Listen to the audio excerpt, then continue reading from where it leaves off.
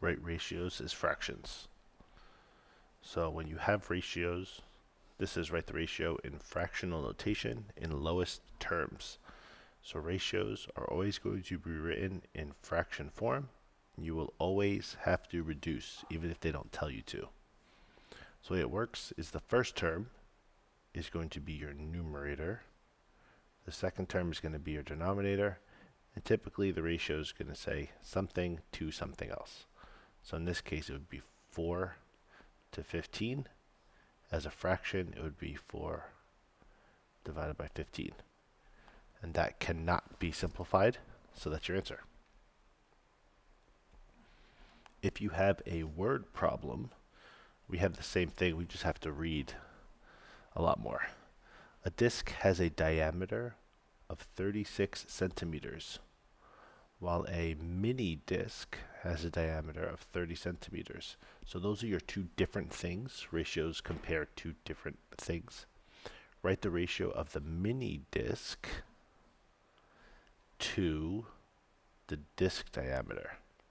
So the first thing they're asking for in the problem is the mini disk. And then that's going to go to the normal disk diameter. The mini disk has a diameter of 30. The normal disk has a diameter of 36. So your answer would be 30 over 36. That can be reduced. So we can divide both numerator and denominator by the same number, 6. And that's now going to give us 5/6. And that's going to be our simplified ratio of mini disk diameter to disk diameter. All right, question 3. Write the ratio in fractional notation in lowest terms. So again, right, a ratio is comparing two pieces. We don't typically use decimals in fractions, but this is saying that they want 5.5 in the numerator and 24.75 in the denominator. So a trick is to multiply by a power of 10 to change the fraction to integer values. So what I'm going to do is I'm going to multiply the top and the bottom by 100. The reason I'm doing that is the denominator has 2 decimal places. And if I multiply by 100, that's going to move the decimal 2 places to the right. And my denominator would be 2,475. No decimals.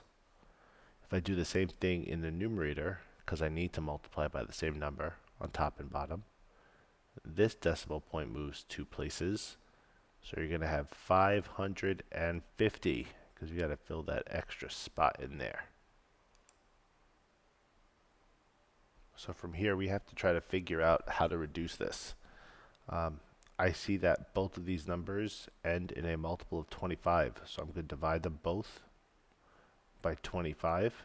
You can use smaller numbers, you just have to continue with the process till you get the simplest term. That first numerator is going to give us 22, and if we do that division in denominator, it's going to give us 99. Well, this is a lot easier for me now. I can divide by 11, numerator and denominator, and now I have 2/9, which is my final answer. That cannot be reduced anymore.